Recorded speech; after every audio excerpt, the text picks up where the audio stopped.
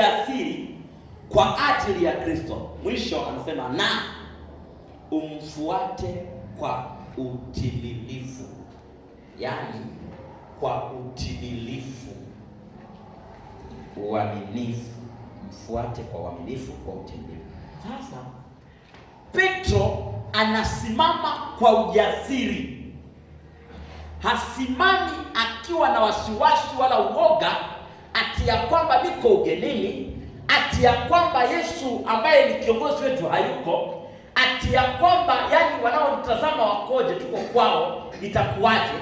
Yani ati ya kwamba hatuna la kwetu hapa. Anasimama kwa ujasiri, anazungumza akiwa na ujasiri Petro. Yani nataka nikwambie rafiki yangu, inapofika saa ya kumtetea huyu Yesu, mtetee kwa ujasiri. Simama kwa ujasiri, mtaje kwa ujasiri. Acha kusema habari za Yesu kinyonge, tena kwa upole. Yani unakuwa unatia huruma. Unapofika saa umetakiwa kusema habari za Yesu, sema kwa ujasiri.